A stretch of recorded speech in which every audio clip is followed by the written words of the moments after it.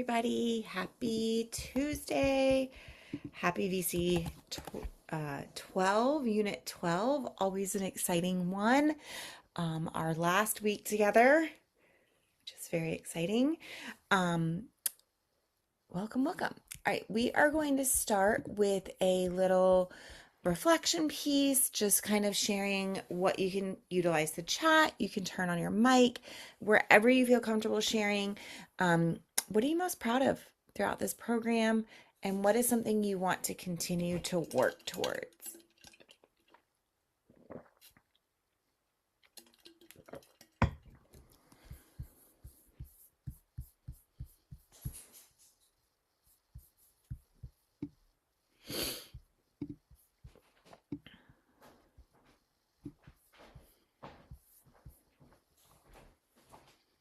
Colin wants to bring taco, cat, goat cheese, pizza tomorrow. Okay, Claire has to bring a game too. We have a big game and a small game. Colin wants to bring the big game because he thinks Okay. those cards. I can talk about it when it's over. Tell Claire to bring this. All right, anybody willing to share? I'll share. I will. Mine is simple. I am most proud of getting through the program. That is what I am most proud of. Working full time, having all of the other things that we have to do, and getting through this program. I tell you, it was a lot. But that Absolutely. my tenacity, my, stick to itness, all the things, that's what I'm most proud of, really. Yeah. Juggling it all, right? It's a lot. I'm good, Sabrina. Yeah. Working a full-time job, being a mom, all the things, and getting all this work accomplished on this platform that's kind of difficult to understand at times. When I think you got it at one point, and then you're like, oh no, I didn't get it. I got to go back. So, Yeah. yeah. Absolutely. Absolutely. I have been in your shoes. I went back to school with literally applied at like 9 months pregnant, went back to school. Colin was sleeping on my chest, as a newborn, my first class. I remember it. I don't think I'll ever forget it. But you all did 9 months. It took me 3 years. So I get it. Trust me. When I went back to get my second master's. And let me tell you, my parents made me walk across that stage at 30 whatever years old. And I was like, Mom, I'm too old for this. And she was like, You've worked too hard. Go do it. And so I did because I knew my parents were proud of me, if nobody else. So, awesome. Yes, juggling all the things. You should be proud of that. You should be proud of. I want you to think about how you felt about 14 weeks ago because I still remember your faces because I see those faces every couple of months of just wide eye. What have I gotten myself into? This has been a pretty, I wouldn't say easy program by any means, but manageable. And now it's like, oh my gosh, there's so much to do. And just looking at the smiles on your faces and the like, we did it attitude that you all have is my favorite part of this. Because I know we're going to get here, right? I have that. I've done it so many times. I know we're going to get there. So I hope you feel that as well.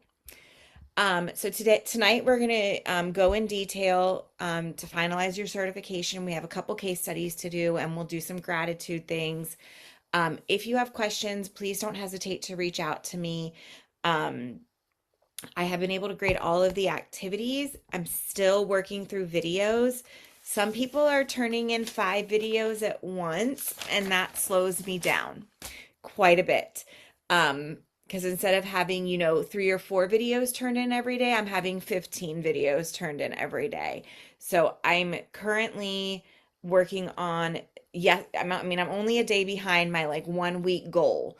I'm working on Monday videos. So, but remember, if you turn something in on last Saturday, but you hadn't, like, I go in the order that you turn things in as well. So be mindful of that. Um, but I'm working as hard as I can, as quickly as I can, with the craziness of end of year over here as well. So just bear with me. I am moving through quickly. Um, and luckily, the last day of school is Friday. So this weekend, although we have a few things going on, I will be sitting at my computer for a good chunk of that weekend to get you guys caught up. The good news is my VCs are ending, so I have a lot more time. I'm also kicking up a couple of VCs, but we're going to forget about those are easier VCs because they're not clinicals. So that's the good news. Um, please make sure your activities are submitted and scored prior to kind of starting this end of program. And we'll talk more about that. And then I did notice I was looking at attendance earlier. If you've missed a VC, you are required to go in and write that and put in a summary on the platform. This is part of your professional development piece of your certification. And so that has to be done. And I will be email if we get to the end and I've graded your videos, everything is ready, and I will email you and say I can't put in the final grade because these are not done. So don't let that be the thing that holds you up a couple more days, okay? If you have a praxis that you need to take, here's some information to support you. And then just like with every other module, we have 2 additional weeks. So this module will close on the 15th of June. If you need additional time from that, just email me, and we can kind of work through what that can look like in terms of getting you finished. Yes, I think that's all. So let's go ahead and get our case studies completed. Kevin L emailed me. He's not feeling well. Is anybody willing to be note taker? He was supposed to be note taker tonight, but he is out sick. Would anybody be willing to do that tonight for Gaddis so that he has great notes? Anybody, please? Maybe, no? Okay. I can do it. Not a big deal. All right. I'm going to turn I this can on. take notes. Who said that? Jonathan? All Matt. right, awesome. Thanks, Jonathan. I put it in the chat. And I'll help you, of course. So don't feel like you've got to do it on your own. So I'm going to turn it over to you to complete your case study. I'll give you that 2-minute warning in the chat. Have so much fun. Okay. Hello. So I will just try to share.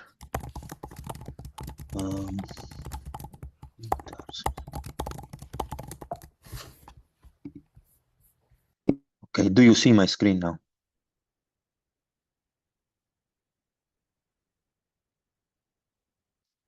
No? Yes. Okay. Okay. All right. So my case study today is about Lily, and she's a grade 4 student, and I'm her PE teacher and soccer coach. So Lily is, yeah, as I said, grade 4, and she's Chinese, and her home language is Mandarin. And she arrived to our school at the middle of the last academic year, so in the spring of 2025.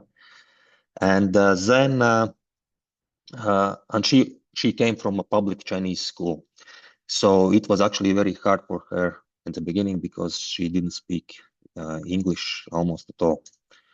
And she has one younger brother and very supportive and proactive parents. And when our school contacted them about the challenges we noticed at school, so they were very helpful, and they did this psychoeducational assessment, and which diagnosed her with inattentive type ADHD.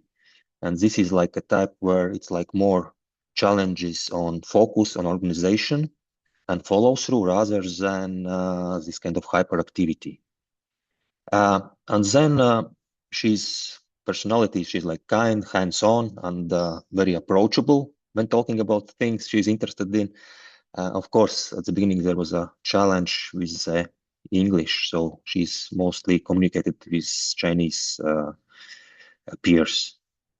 And about social reality, so there was another thing that at the end of the last year, she had a very good friend, and but this friend went to another school, so she really was sad about this, and they even didn't have to say goodbye and in an improper way. So she really became reserved, and from that point, she really struggled to get some new friends, and basically were walking alone. And her interests is basically science, and another thing is that she likes doing sports, and she's like running. Table tennis is one of their favorite, soccer.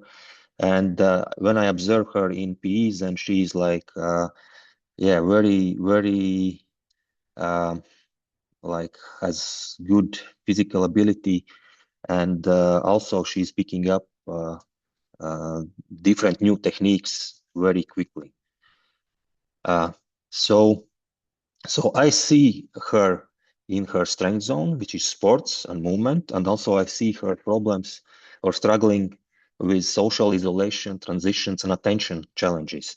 So, and I saw her there opportunities that I can use the interest in sports to build confidence and peer connections, and basically that was the main reason I chose her as a case study. So what were initial struggles? So that's already like at the end of the last school year. So there was internal restlessness, so she cannot like sit still during instructions, wants to like move around. And the emotional regulation, she was getting angry and frustrated easy, and sometimes running out of the class. And then she was even expelled from after school activities due to safety issues, because like she just sometimes simply didn't evaluate her strength, and then when she was playing with others, it was not safe, and sometimes also didn't understand what was appropriate and inappropriate. And academically, English literacy was a big problem at the beginning. Attention to instructions, and also difficulty with transitions. So she was also during some kind of breaks, she was just disappearing somewhere and don't come up to the classrooms, and these kind of cases sometimes appear. So socially, so it was very hard to help her, because she was not able to ask for help and couldn't articulate what was wrong. And also, yeah, so she was like limited peer connections. Then when at our school, our specialists noticed that, so there was this kind of support team, and with many teachers and school counselor. So they prepared individual learning plan, and then the goals were basically based on the English literacy and regulations. So in detail, what strategies was used. So for literacy, there was this UFLI structured phonics and vowel consonant E, long vowel themes, all these things like multisensory instructions, Sandtry, skywriting, and of course, pre-teach vocabulary and connecting to Mandarin, English to Mandarin, then different visual supports, take tools, and for regulation transitions, visual schedule, clear expectations, and frequent movement breaks. And they tried quite many different things. And yeah, and actually all these things I think really help. And if you look at the progress data, so there are like two things like math and reading. So what I got, and then basically in math, we see that there is not so big difference or progress, because like there was no focus on math.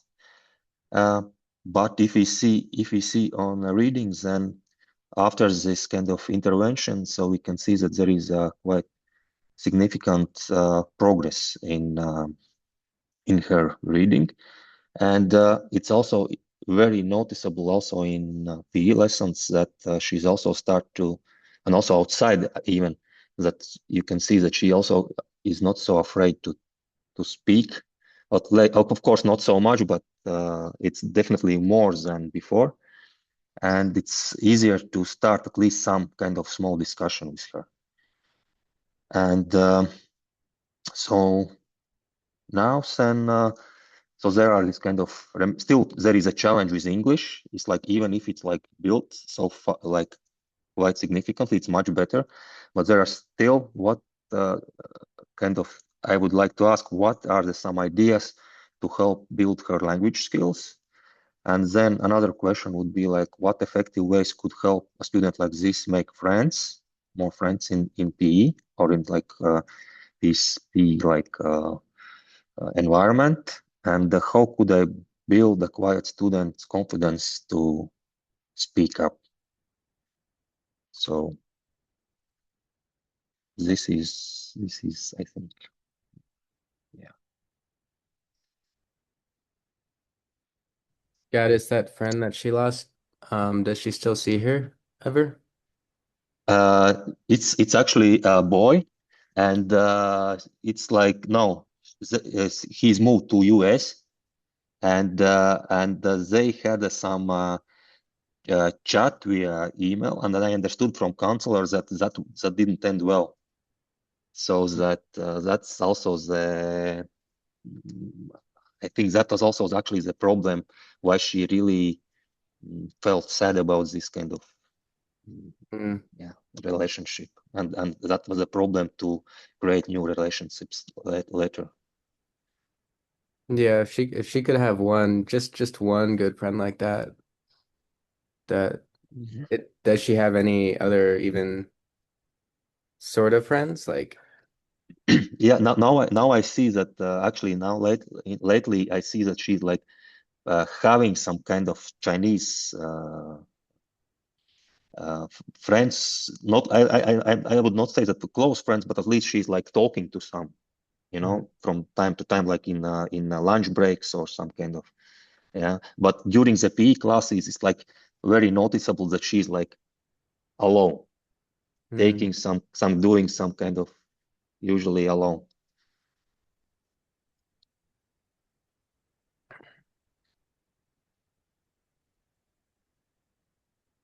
Gatis, could you pair her up with someone? Could you do that? Maybe pair her up with someone in PE? Yes, that's we trying different like groups. So it's like she's like when she's in a group with Chinese kids, then it's like I think it's like going quite. Then she communicating, but yeah, the problem is I would like to her to more do this English communication. So I am going talking to her a little bit, asking something what is she interested in. So we have one good connection about table tennis because she really liked that. How about also the soccer a little bit, but yeah. So, but yeah, that's of course we will try more pairing and just maybe find somebody or something.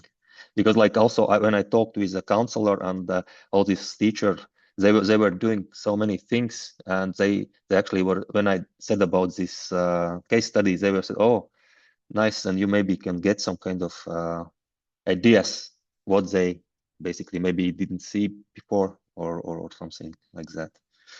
Yeah, so. I would also work on, and I don't know, I don't think you talked much about this, so correct me if I'm wrong, but would also consider like the relationship that you have with the student, maybe try like that 2 by 10 strategy to kind of get her to kind of feel more comfortable just with you as the teacher in the classroom. Because then she might even feel more comfortable with the other students because she knows that like you're going to support her, if that makes sense. Um, Mhm. I mean, and again, I don't know what type of community, classroom community and so forth, but that's something to consider as well of like if you kind of take the time to get to know her, she might open up a little bit more to students in the class as well. Mhm. Yeah, she has quite a lot of this kind of time with homeroom teacher, counselor. She's like has regular meetings, and in P when we have like this kind of like time when there's like warm up and everyone like can do different things, and also like I'm trying to like get to her, talk a little bit, do something together. So Yeah. yeah, but it's like it takes some time to build this kind of Yeah, for sure. relationship. Yeah, and she's like also like she's like at the beginning she was really afraid to speak English, and then it's like, and I see that she's like want to close. So it's like, it's like don't push too much um, as well.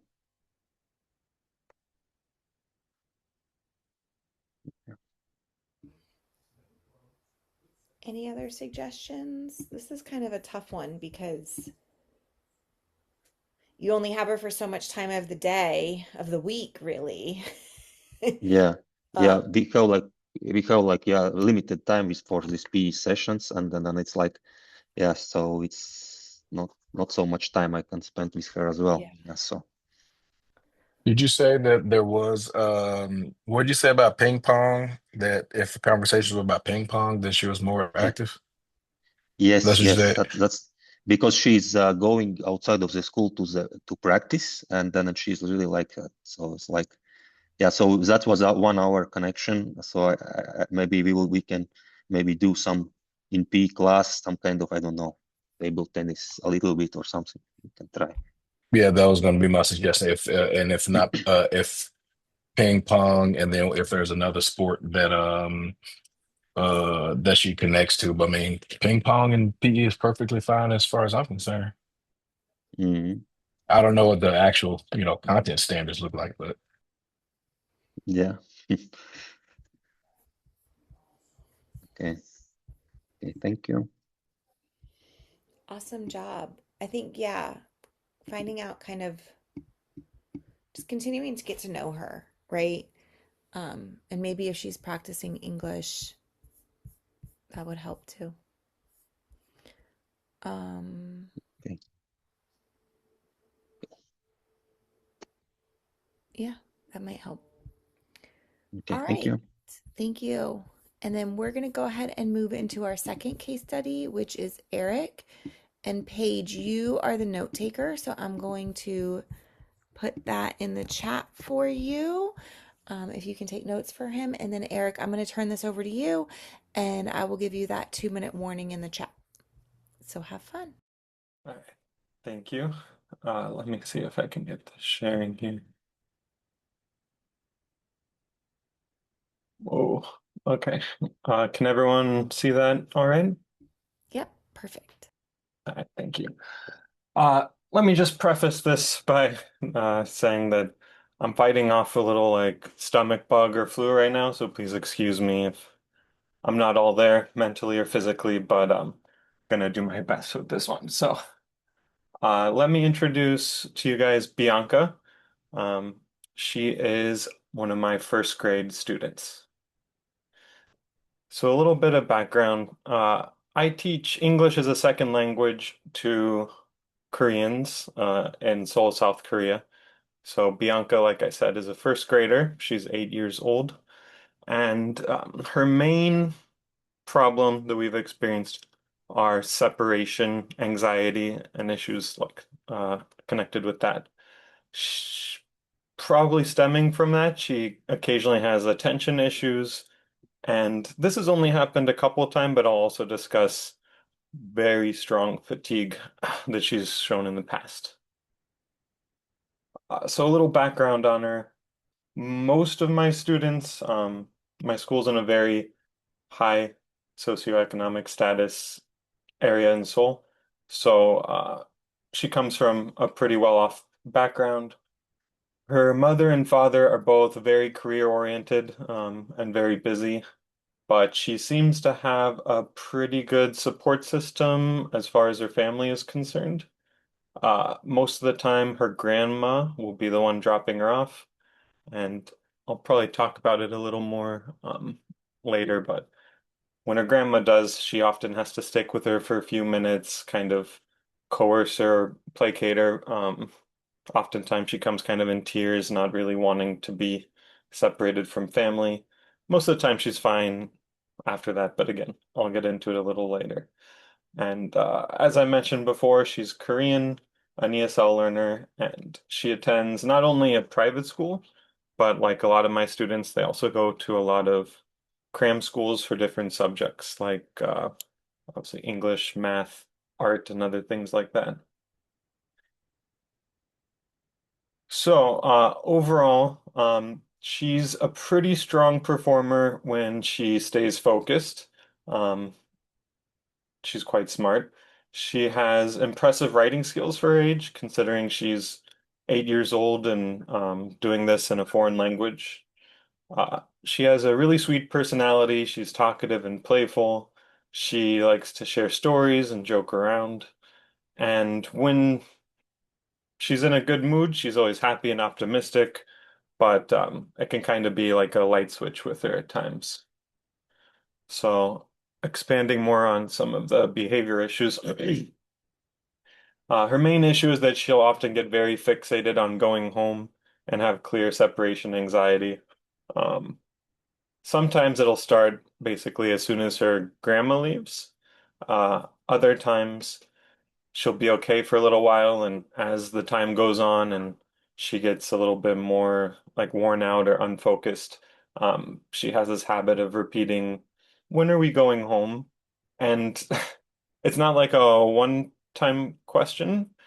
It'll be like repetitive one after another. Like, um, I try to, even though she does it so many times, each time I try to calmly one-on-one explain to her that we just still have a little more to do. Sometimes I'll tell her like the things we have to do. Say like we'll take a fun little break, you'll be able to eat a snack, and then very soon we'll be able to go home and you'll see your family. But then it's like she thinks about it for a minute, and then a lot of times she'll just immediately repeat, "When are we going home again?" So she gets really fixated. And telling her about the time that we go home doesn't seem to help much because she doesn't seem to have a really good grasp. When I show her, let's try not to ask that question, or you can see the clock here, and you know what time we go home, or like I'll write down the go home time, and she doesn't really seem to grasp how long it is until the time to finish class. And even if it's like, we only have 10 more minutes, she doesn't really understand that 10 minutes is relatively long or short for her. Um, so, yeah, I know she's very young, but I think it's a little bit uh, interesting to me. Another thing she'll say is she'll repeat just simply, "I miss my mom." Um, And then this is it's a little more unusual. It's only happened like 2 times. Um, so she's fallen asleep at her desk, but not just in a light sleep, like in a very deep sleep, where even trying to rouse her by calling her name, um, won't elicit a reaction at all. It's gotten to the point before where I had to call in help from like the principal to like physically touch her to try to get her to wake up a bit. Um, and then she will often get fixated on who's going to pick her up, along with her anxiety issues. So she'll repeat things like, "I don't know who's coming," because apparently her parents are very busy. It's pretty rare that her mom or dad will come get her. A lot of times it's the grandma or a family friend, and um, yeah, so those are the main ways that she gets fixated and has the separation anxiety. Um, a little more into her actual academic performance. Um, so like I said, when she's focused, she tends to do quite well, but these anxiety issues definitely play a uh, role in her not being able to focus in class, obviously, and um, generally, as we can see here, uh, to summarize, she's at or near the bottom in most subjects, with the exception of speaking and actually, I guess I didn't really write here, but in her creative writing, she did quite well too. So her speaking and writing, which, is a little bit more intuitive, she does quite well, but for the things that require a little bit more focus and attention, her scores are definitely suffering. Um, so like I said, my interpretation is when she's engaged and focuses, she's capable, she's smart, but I have a feeling most of her issues are from that separation anxiety and lack of focus.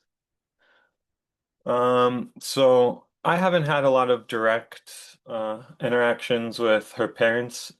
I can send some daily messages about what's going on, but because of the language gap, most things are kind of there's an intermediary of my director that communicates with the parents. Um, of course, they're aware of her feelings and the fact that she has some separation anxiety, but I think they're kind of the mindset of she'll grow out of it, and they just don't seem to take it too seriously.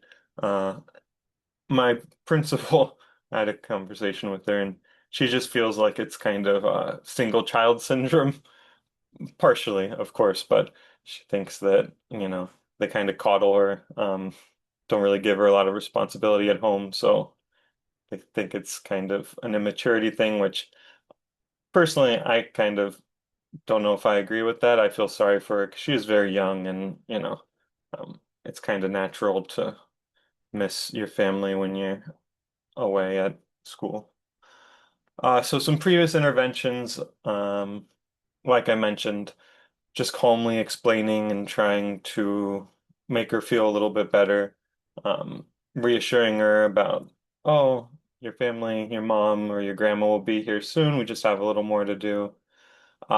Sometimes I've tried redirecting her, like giving her a task to do instead of just answering again and again.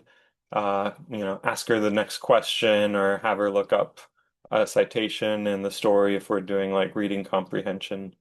Um, maybe taking an early break, showing her a video to try to help her mood improve or uh, help her to get out of that mindset of thinking about going home. And then I've had to contact the principal a few times when she became really fixated without being able to refocus her attention. Here's just a short example of one of her essays, which, again, for an 8-year-old ESL student, um, in my opinion, is quite good. Obviously, it's not perfect. There's some spelling issues and some grammar issues, but overall, she paid attention to structure. She has pretty decent punctuation, uh, pretty good capitalization. She has some creative ideas, and we've been trying to focus on like 3-act structure. And although it's not perfect, of course, she's an 8-year-old ESL student, but she has the basics down, which is all very impressive to me. So she's creative and smart. Okay, and then so I'll just get straight to the questions here. First one and the biggest one is connected with the separation anxiety. Have you guys ever had issues with students who have a lot of anxiety being separated from family? Um, and if so, what do you think is a good way of balancing reassurance, like saying it'll be okay, but without reinforcing the anxious behaviors? Because if you pay too much attention to it, a concern may be that, it'll be this feedback loop where she gets more focused on it. How much should you respond and how much should you just try to change the topic? And then also with the sleep fatigue, which, like I said, didn't happen a lot, but have you had students falling into a very deep sleep during class? And at what point would you have to get somebody involved if you can't wake them by screaming or calling their name? So, so, so.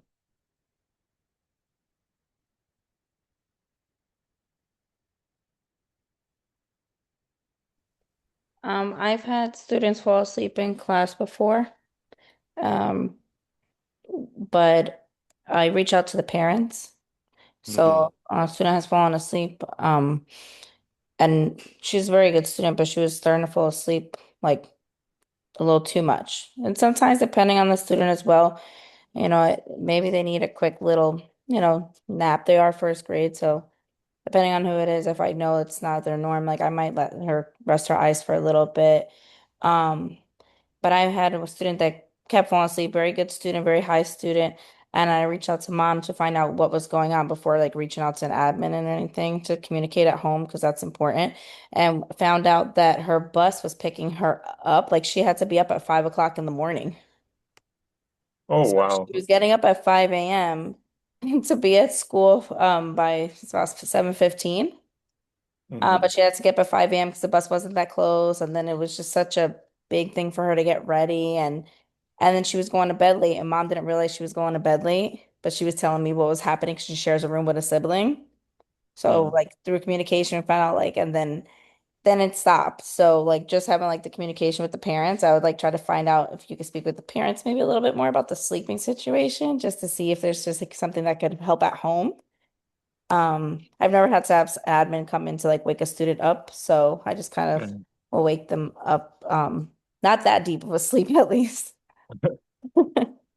Yeah, I both of the sleeping issues happened fairly, I think within a few weeks of each other. So, I was kind of hoping and still am that it was just like you mentioned, maybe something was going on where occasionally she wasn't able to get enough rest. So it hasn't really been a very recurring issue, but I've been keeping my eye out. If it does happen again, I think absolutely I'm gonna have to inquire parents about what's going on because I can understand a couple of times, but still the fact that she was in such a deep sleep was a little surprising to me. I've never had a student sleep so deeply before in class. But thank you, Tanya. Victoria, you can speak on this if you'd like because you put it in the chat. Oh, Um, but I okay. think you have some great ideas. Go ahead. No? Okay. Um, she just said like I totally agree with her. It seems as if maybe figuring out a way to communicate with those parents about these concerns. Because I'm curious if she is doing similar, like what is she acting like at home? What is she responsible for at home? What Mhm. time is she going to bed? Where is she sleeping? She Mm, might be sleeping with mom and dad and not getting great sleep, and that's why at school, you know what I mean? And kind of just make them aware of these concerns that are concerns. She's going to be in second grade, um, yeah. which, you know, she's got to figure kind of some, and if there's not something else going on, she needs to kind of figure out how to get through a school day without missing mom and dad. Because I feel like that's more normal in like kindergarten, beginning of first grade. But by the end Yeah. of first grade, usually they've kind of settled into that routine a little bit more.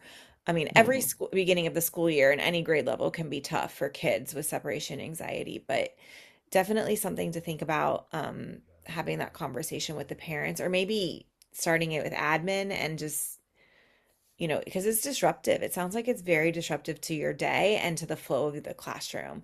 Um, so that's Mhm. my biggest suggestion is parents kind of need to know what's happening and how often it's happening.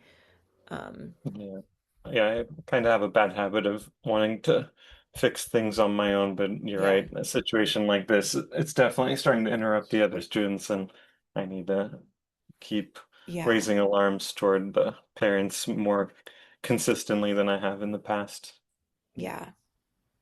And I totally agree with like having the parents like let you know who's picking her up every day, right? So you can say, Grandma will be here at, you know, in 45 minutes, or Mom is picking you up today. Let's have a great day so we can, you know, I can give a smiley face note home or whatever.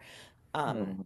Because you could use that to your advantage almost of like, hey, Mom's picking you up today. I want to make sure you get a, you know, I'm going to write a great note home if we can get through the day without disrupting that type of Mhm. thing. Any other suggestions for Eric? This is, whew. So this is one of the reasons why I think people who teach littles are very special. This is not the norm though. Let's just like, this is not, I mean, there's definitely kids who, I don't think we have any kindergartners who cry anymore coming to school. We did until about like winter break, maybe, but after that, they kind of, that's tough. And I'm sorry you're dealing with that because I know your heartstrings are pulled too of this kid who misses mom and Absolutely. dad. Um, there's a book called, I think it has to do with like raccoons, Chester or something with Chester that might be helpful too. That's just about how, like, even though you're not with your mom and dad, doesn't mean they're not thinking about you and, that Mm. type of thing. I'll have to, Chester the Brave, I think that's what it's called. The characters are raccoons. I know that. I bought it for my kids going into kindergarten, but they both got on the bus and didn't think twice about their parents. So, Oh, I but had one. go I ahead. forgot.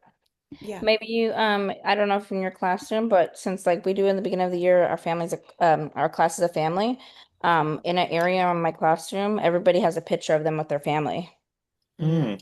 So maybe like I know it's end of year now, but maybe like whoever she goes with next year, if it's still an issue when she first comes to school, because she'll have that summer that now she's back with the family every day. So maybe in the beginning of the year might be that issue possibly again. Yeah. Maybe something like that because it's a classroom family and we have pictures of everybody with a family member. So like sometimes I do have little girls, sometimes every once in a while after the weekend on Monday they come in and they're like, Miss Haywood, I miss my mom. I'm like, I miss my mom too, because she's in New York, and I try to like relate to them. And I'm like, come on, let's go over to our class pictures and take a look at how beautiful your mom is, Yeah. or whoever it is, your brother, your sister. Because sometimes they say they miss their siblings. Yeah. Mm. So we'll put it up on the wall, and that sometimes helps them. So Yep. maybe that. Yeah, that's a Love great that. idea. Just seeing a picture of their family can help them not feel so, yeah, Yeah. lonely. Good luck. All Thank right. Thank you for the great case studies. I think you stumped us, or we're just tired. I'm not sure. I think we're all like, can we just be move on? All right. We're gonna do a little like 2-minute activity of just a moment to say thank you and appreciation to your cohort members. Some of you have been together for 9 months, some of we been together for the past couple of months. But I would love for you, I made a slide for each of you, and what I want you to do is think about people who have maybe impacted you or supported you through something or just have said something that really resonated with you, and you can give them a thank you. Um, just a little, you can word splash this with air with thank yous. So we are going to spend about 2 minutes to do this. It's not enough time, trust me. But just to give you a moment to kind of say thank you to your cohort members. So go ahead and we'll get started for Can you 2 minutes. post the slides again? Yes, I can. I was just about to do that. There you go. And 2 minutes.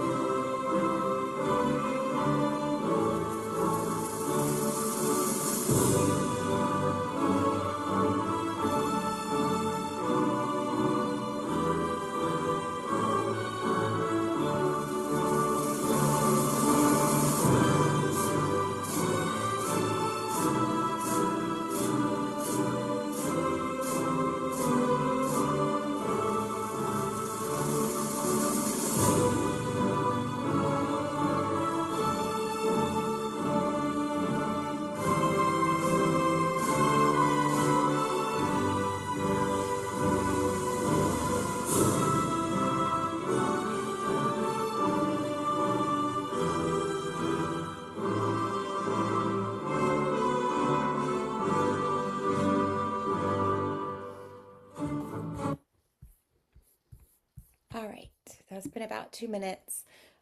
This is something you can go back to and kind of complete as we have time or while we kind of go over some things. I got this when I was in grad school. We did this, and it's just interesting what people kind of take away from you. And I printed it and put it next to my desk at work, and it's kind of just a reminder of, you know, the day might be hard, but I did great things. So something to think about. All right, we are going to go into going over your weekly activities. The first is a reflection. You're going to write or record a reflection of 300 to 500 words, so 3 to 5 minutes. What have you learned during your clinical practice? How have you grown professionally as a teacher? How has clinical practice prepared you to meet the needs of tomorrow's learners? And how has clinical practice impacted student learning and performance? So you will answer those 4 questions and turn that in. Questions about activity 1? Okay. Activity 2 is your self-assessment of teaching. You did this back in Unit 1, long time ago. And this time you're going to score yourself using the rubric. And then in the submission box, you are just going to say one thing that you feel like you really grew, what area, and it's kind of repetitive, but bear with me. Where do you think you grew the most, and one area that you want to continue to grow? Okay. Questions about activity 2? Okay. Activity 3 is your PBA reflection. So I've created this document to kind of help you because technically we were supposed to implement this, so we can't really do this reflection the way that it is intended. So I created a different reflection for you to do, and it's essentially, it is reflecting on how you would teach the unit, the PBA, and how you would use the rubric. So you will, in 500 words or 3 to 5 minutes, explain how you plan to implement the project, flow of the lesson, the assessments, those types of things, potential successes and challenges you anticipated by both you and your students. Explain how you would have guided students to use the rubric for self-assessment and peer assessment. Based on your learning objectives and rubrics, analyze where you expected students to excel and where they might struggle. And then evaluate the rubric you designed in terms of clarity, alignment, and usefulness for measuring student learning. Think about what revisions you might want to make to strengthen that rubric as well. And then you're going to share at least 2 specific improvements that you would make to this project if you were to implement it. Okay? So that's your PBA reflection, and I'll email that document out after the VC as well. Questions about this activity? Activity 3. Perfect. Activity 4 is you, your mentor, and me, your instructor. We will all evaluate your mentor. Okay. We started doing this about a year ago because not every mentor is created equally, and we want to keep mentors who are outstanding, essentially. Because we are starting to have partnerships with a lot of schools. And so this is one way for us to build that capacity within our mentorship. So you will evaluate them, your mentor will evaluate themselves. So they will need to go on the platform and actually do that. And then once I complete your 1 through 8 video, I will go in and evaluate them as well. And then it will show up green on your screen. So if for some reason it's not green, it means one of us has not evaluated it. I'm going to go ahead and say 90% of the time it's your mentor. So you might want to remind them tomorrow, first thing, hey, can you make sure you go in and do this activity for me? Okay. And then your last activity is the end of program survey. I know you all still have another module to complete, but I do encourage you to do this. We are doing some pretty big, we are told that we are doing some pretty big revisions to the program. So please give us the feedback so that we can continue to make this program wonderful. Questions about your activities this week? Okay. Let's go over what you're going to do to finalize your clinical practice. This is not to finalize your program. This is to finalize your clinical practice. Your program will be completed once all of your work is completed. So this is part of what needs to be completed. There are 4 things that you need to do. The evaluation of the mentor, we already talked about that. We'll talk about it again in a second. You need to you need to do the candidate verification of clinical practice. Your mentor needs to do that, and your mentor needs to fill out the remittance form. None of you had a Moreland virtual mentor, so we don't have to worry about that piece, which is great. So these steps should be completed once you have completed all Module 8 activities, the 4 mentor evaluations have been completed, and technically have been submitted and scored, but I don't want to be the reason to slow you down. So if you want to do some of this before I have been able to get your final video done, that's totally fine. Okay. So you will evaluate your mentor, like I just said. It's in Unit 12. It's actually Activity 4, not Activity 3. Sorry about that typo. In fact, this is the 3rd time I've done this in the past week, and I just noticed that. So you evaluate them, I will evaluate them, and your mentor will evaluate themselves as well. Okay. Once we have all done that, it will be completed.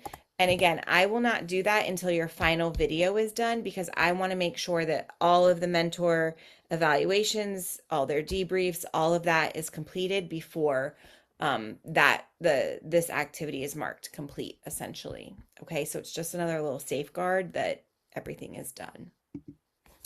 Then you will go in and do your verification of clinical practice. You're going to log into the Learning Platform. You're going to click the Clinical tab, scroll down to this size 8 font. I don't know why they make this so small, but they do, where it says Verification of Clinical Practice.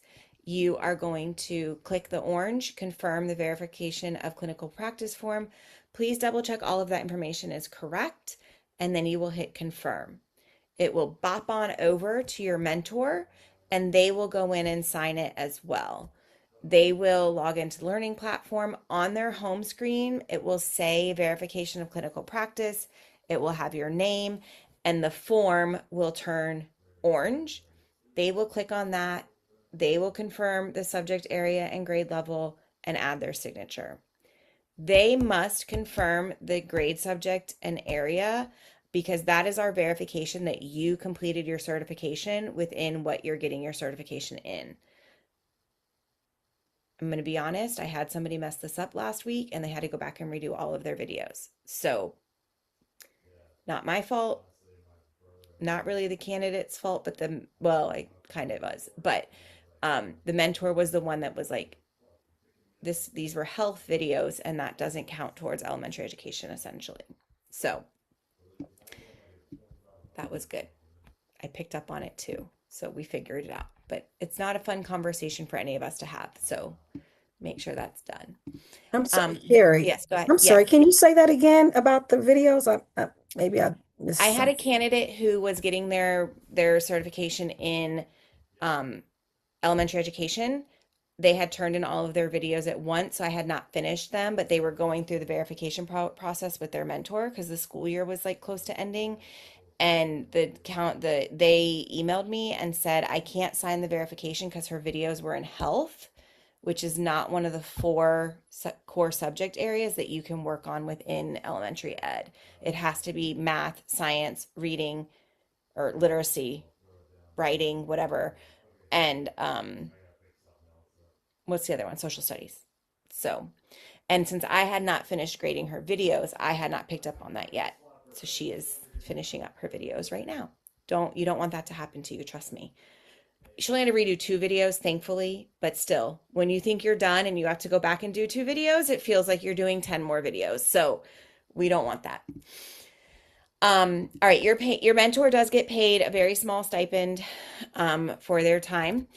And so they need to complete this. So I encourage you to share this with your mentors as well. I emailed it to you, I believe, on Sunday. It does take 4 to 6 weeks for us to process payments, and they do not send payments out in July. So they will want to get this done sooner than later so that they do get paid before July. They are going to go, once they've completed the verification of clinical practice, they've kind of completed their work with you, with us, if you will, for now. And they will get the $250 stipend. They will log into the Learning Platform. They will find on the homepage where it says payment remittance. They will again click that form, that orange form button. Um, they will fill out how they would like to get paid. I don't even know which ways they get paid anymore. It used to be only PayPal and that's switched, so I don't know how they get paid, but it will tell them. Use the drop down box for the phone number as well. They have to put in a phone number, fill in the information, have them double check it, and then they can hit save and it will come to the clinical team and they will get paid in 4 to 6 weeks. So that is what they will do to finish out to get paid. Then for you to, once you're ready, once you're done with module 3, when you're finalizing your program, you will be able to get all of the documents in other documents, which is one of the tabs on the platform, and then they'll all be in the file box. If you need them to be physical copies, you will make a payment, just like with any other university, and they will mail it to you once you update your mailing address as well. If you need a transcript, I encourage you to get the digital copy. I think it's a couple dollars more, but then you don't have to go back and get it again. So get that digital copy. You'll go through parchment, just like with every other university. You have to pay, and then you'll be able to get your official transcript. Okay? This is where I don't know what you need to do at this point for applying for your teacher's license. This is where your program advisor can be really supportive. If you email me about it, I will say, hey, reach out to your program advisor. I don't know anything about that. But if it has information on the certification tab on how to apply for your teaching license as well. And then congratulations. And the last thing, if you would like to complete an MED, we do have lots of great programs. I do encourage you to check that out if it's something that interests you.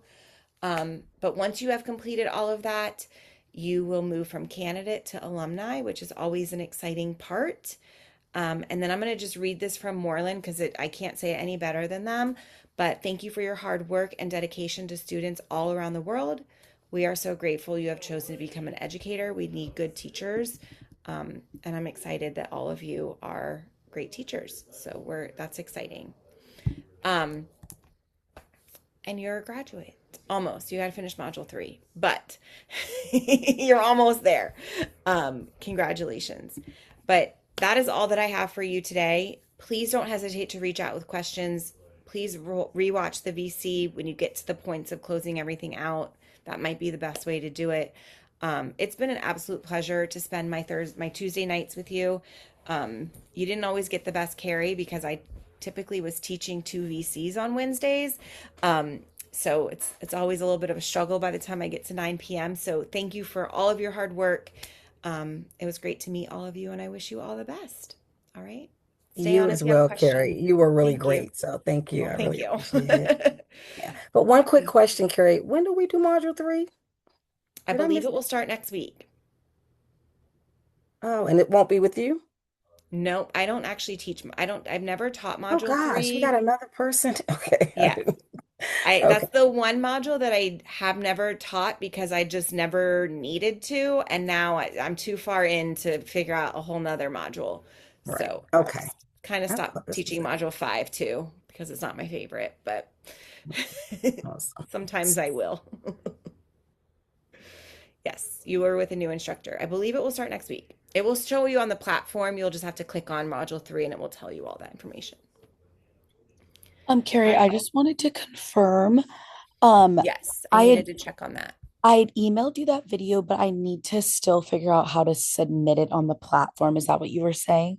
If you just resubmit the activity with a note of I emailed you my video, I will go in and grade it, but I Okay. cannot grade it until it's been resubmitted, if Okay. that makes sense. Yeah, so go in and resubmit it, and then you got my email that has Mm-hmm. the actual video, and then I should Yes. be good for you to do the other ones, and then I'm gonna get my most recent one in by Thursday. I'm just Yeah. annotating it right now. Yes. Okay. Yes. Can you just please put a note that I emailed you the video because I'm going to be honest, I'm grading very quickly because I'm trying to get things finished for all of you. Yeah. So if I'm like, oh, there's no video, I'm going to send it right back to you. But if there's that note, I will then go into my email and find it Okay. and we will move forward. But I will Okay. forget. Okay. I will go ahead and do that. Thank you so much. Yes. Thank you, Danielle. Okay, you're Thank you. welcome. Carrie, I have a question. Yes. I know that we're still doing module 3 next. So we have all this time until module 3 is over to get that like the stuff that you were saying completed. Not our classwork, but like Yes. the paperwork or whatever you would say. Yes. Okay. I would go ahead and if you're going on summer break soon, I do Yeah. encourage you to get your mentor to complete all of their stuff because you don't want to be tracking them down over the summer. Go ahead and verify your clinical practice. At this point, nobody in this cohort is not moving forward to completing. So yes, you go ahead and get all of that part done. And then when you're done with module 3 is when you can go into the file box and they will give you all of the documents that you need. Okay. Okay. Thank Reach you. out if you have questions. I'm working all summer. Just reach out. We can meet. I can email you, whatever you, I have a lot more time on my hands in the summer. So I'm happy to kind of help you through that process once you're done with module 3. And your module 3 instructor will likely know how to do everything as well. So you can talk about that with them when you're done with the, in unit 4. I might just reach out to you because I'm in such a tight frame. Yeah. The 3 for us ends the day before my recert. Okay.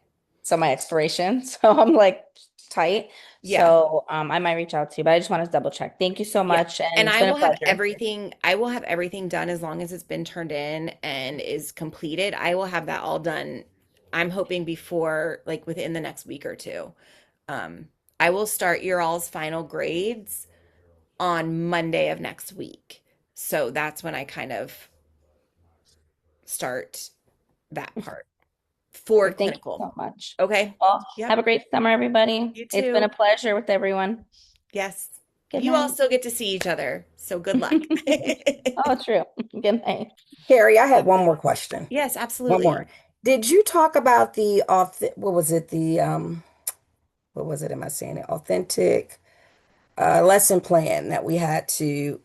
Did you say that? Did I miss that? Because we have to turn that in, right?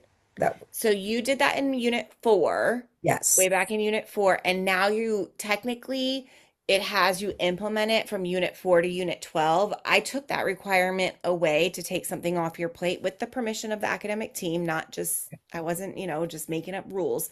Right. So I kind of, because you have to reflect on it and turn something in for that activity, I created a different document to kind of look at what you did and reflect on how you would refine it essentially. Okay. And that's in the port because I know I went into the portal and it said, It's uh, not going to be in the portal because it's different than what the platform says because again, you guys did not implement it, which is right. what you were technically supposed to do. So I've just created a different document. I'm going to email it out to you guys as Okay. well. And then it's also linked in this In slide the deck. slide. Okay. Okay. Sounds good. Thank you. All Yep. right. Absolutely. And if you're like, Carrie, I cannot find where that is, I'm more than happy to email it to you. Just email me. Okay. Okay. Carrie, I just wanted to ask about my standard 4 and 5 video. It was marked incomplete Yes, and the comments, because yeah. I didn't have your 1 through 3 video. Okay. That one is submitted, right? Is it submitted on your end? It is submitted, but it was not when hold on, let me just look at what I did. Okay. Sometimes I forget and Yeah. sometimes. So the annotations to support standard 1 through 3. So like at 243, this showcases standard 1 because XYZ, because I have to prove that you are using the standards. And so that through your annotations is how I check that part off for you. Okay. So if you can update your 1 through 3 annotations and Yeah, I could do resubmit that. that, which you might have. Okay. I haven't looked at what No, you've I done haven't yet. I haven't added annotations, yeah. Okay. Not like as a separate document, so I could do that. Okay. Which let me just double check. Hold on. So yeah, when I see your timestamps, it doesn't tell me, it just is like it's like a caption more than a hey, this is showcasing Yeah. the standard because of this. So go ahead and update Okay. that and resubmit Mhm. 1 through 3. And Okay. then let me look at 4 and 5 as well. My platform is being really, really slow. I apologize. No, it's okay. I think it's because I have about 100 things open right now because I was trying to grade for like an hour before we met. And then you'll have to turn in 4 and 5 again because I didn't have so if